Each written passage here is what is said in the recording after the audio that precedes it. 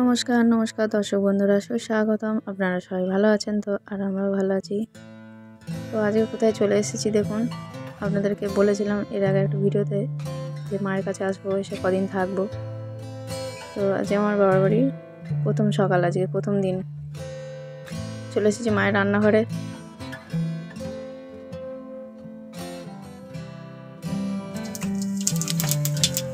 সাদা দিয়ে জিরে আদাটা ঘষে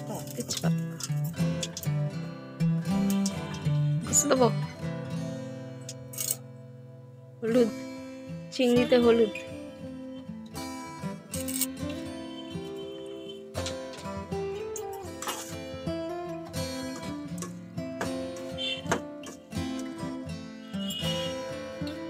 ওটা চটকেই দিয়েছি আমি।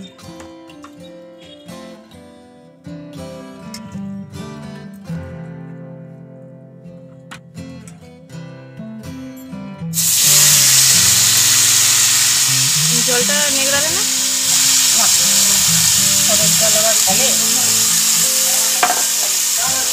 ও এখনো ছোটের জলের জন্য ফেলো না, আগে সে চিপে চিপে তুলে নিতে না, ওটা আমি খেয়ে নিতাম। আচ্ছা নুন থাকে, আমিও খেয়েছি কয়েকবার, ভালো লাগে খেতে, খারাপ লাগে না। খারাপ তো নয়, এটা নুন লাগে। হ্যাঁ, নুন দেওয়া।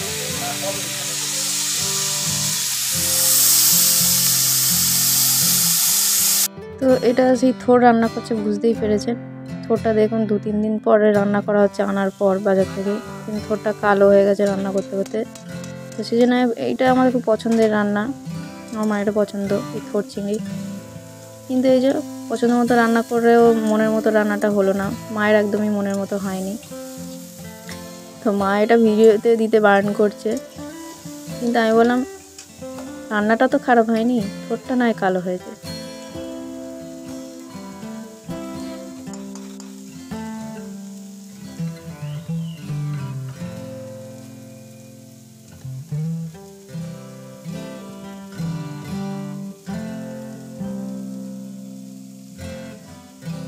এই রান্নার সময় এই লঙ্কা চিড়ে দেওয়ার স্টাইলটা আমার মায়ের খুব ভালো লাগে। আমার সেই ছোটো থেকে দেখছি, আমিও মাঝে মাঝে এখন রান্না করতে গেলে এরকম লঙ্কা খুন্তি দিয়ে চিড়ে দেওয়ার চেষ্টা করি।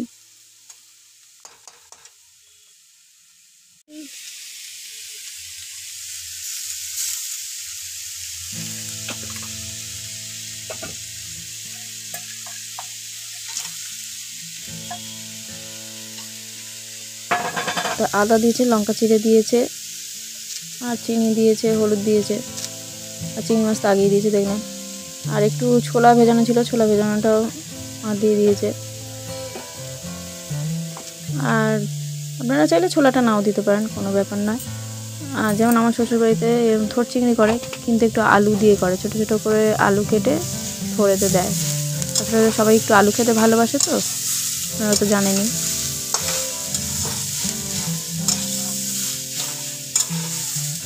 কিন্তু মা রান্না করছে, মায়ের ঠিক মনোভূত হচ্ছে না, থোড়টা আসলে কালো কালো হয়ে গেছে, তো তাই।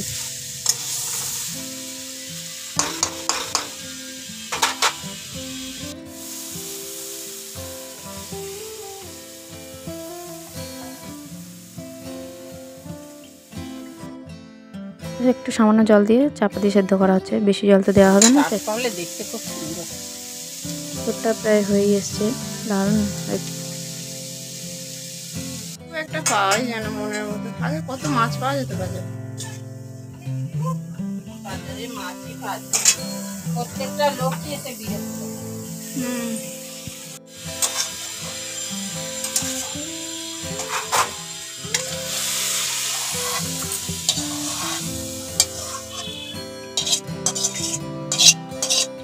ঘরের মধ্যে যাই হোক একটা দিয়ে খাওয়াতে পারে মনের মতো।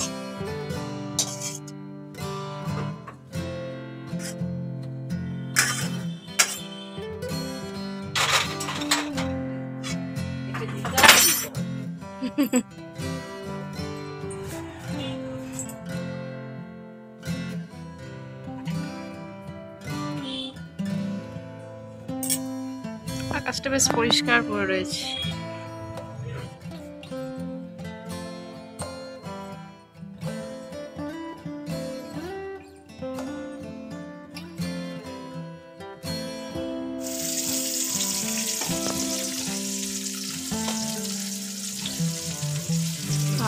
কি সুন্দর গন্ধ বেরোচ্ছে গো থোরটা দিয়ে।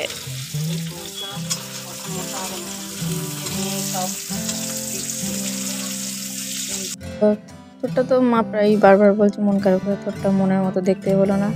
তো যাই হোক, কোনো ব্যাপার না আমার কাছে, থোরটা তো আর খারাপ নয়, রান্নাটা তো ভালো হয়েছে। এবার আরেকটা আমার প্রিয় রান্না করছে আমার মা, সেটা হলো এই মোরলা মাছ দিয়ে চচ্চড়ি, আলু আর বেগুন দিয়ে চচ্চড়ি বা ঝাল যেটাই হোক। এইসব রান্না খাওয়ার জন্য কতদিন অপেক্ষা করে থাকি। মায়ের রান্না তো স্পেশাল তো বটেই, সন্তানদের কাছে স্পেশাল তো সবসময় মায়ের রান্না।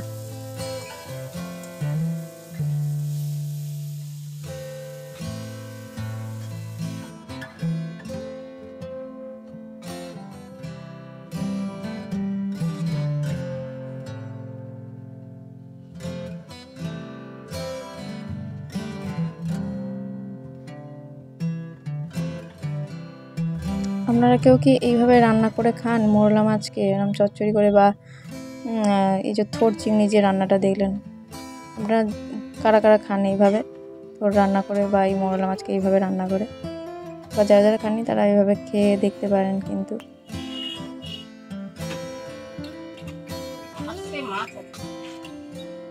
ও এবার কুকুরদের খাবার না, একদিনে ওরা তো করতে হবে না, দুটো হয়েছে আইটেম কুকুরদের খাবার।